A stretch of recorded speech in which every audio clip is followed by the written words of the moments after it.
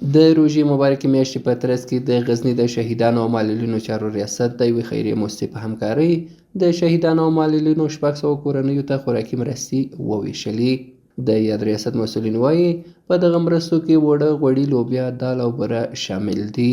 دوی همدارنګه له نورو خیریه بنسټونو او شتمنو کسانو هم وغوښتل چې په دې مبارکه میاشت کې د اړمنو لاسنیوی وکړي او د هغوی د ستونزو په هواري کې ونډه واخلي. موږ په نورو خیریه بنسټونو، مؤسساتو او سرمایه‌دارانو دا غږ کوو چې دوی د هم د روژې په دې مبارکه میاشته کې علی الخصوص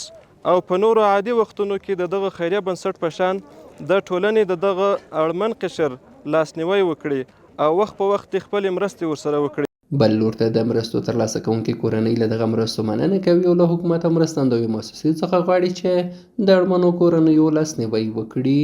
کور کې معیوب لرو، مثلا دا مرستې زموږ دپاره د معیوبینو لپاره راغلي دي، نو دا څه هم داسې خاص مرستې خو نه دي جانانې چې خو بیا هم ښې دي نه،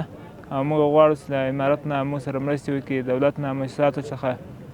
موږ ته پاملرنه وکړي، خلک مو بېوزله دي. ما امروز کمک دریافت کردیم ولی امزو اتحادیه که قدیما کمک کرده ما از او بسیار خوشحال هستیم، ولی در آینده ما خواهیم قدیما کمک شود، ولی این کمک بخش ما بسنده است برای فعلا، ولی در آینده ما از اویا میخواهیم قدیما کمک بیشتر کنن. دا په داسې حال کې ده چې تېره اونۍ هم د شهیدانو او معلولینو چارو ریاست له لوري د یوه ترکي خیریه بنسټ له لوري د شهیدانو او معلولینو 250 کورنیو ته خوراکي توکي وویشل شول.